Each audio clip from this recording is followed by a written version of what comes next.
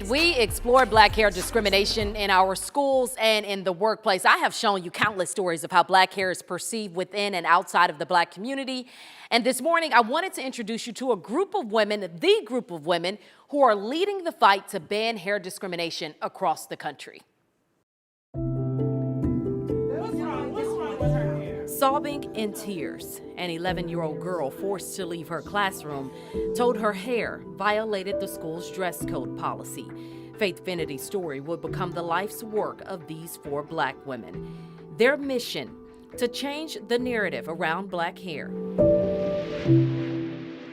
To whom much is given, much is expected. Meet A.C. Eggleston Brady. I spent 15 plus years working on CoverGirl, diversifying the face of that with Queen Latifah, Janelle Monáe. Known as a socially responsible corporate leader, she uses her voice to champion beauty inclusivity. How could we be a champion for beauty inclusivity when the world didn't look like us? It was legal to tell kids that they couldn't go to school because of their hair. And that's where the Crown Coalition and Dove's Crown Act was born.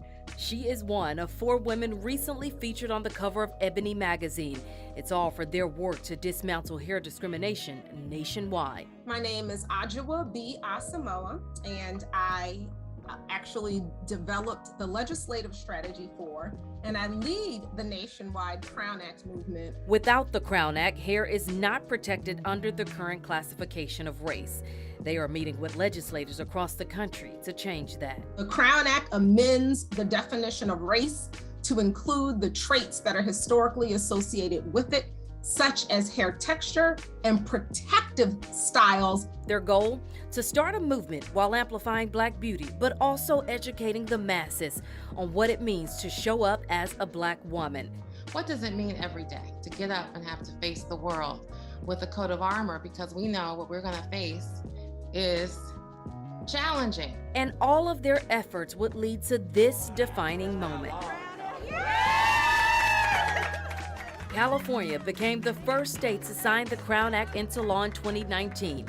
More than a dozen other states and multiple municipalities have followed suit with some version of the bill. And there is more work to be done. In Texas, the Crown Act was introduced this past legislative session, but sweeping change is yet to come. Everyone in the community can get involved by signing that petition. A movement to make sure Faith's story never happens to another child, especially if this small but mighty team and their supporters have anything to say about it. We will not stop until race-based hair discrimination is eradicated nationwide. Now, while introduced in Texas during the 87th legislative session, House Bill 392 did not make it to the House floor for a reading. Representative Retta Bowers of Garland did, however, add an amendment to Senate Bill 14. Now, that one allows cities and counties to have the ability to pass local versions of the Crown Act. At the federal level, the bill has passed in the House, but has not been passed in the Senate.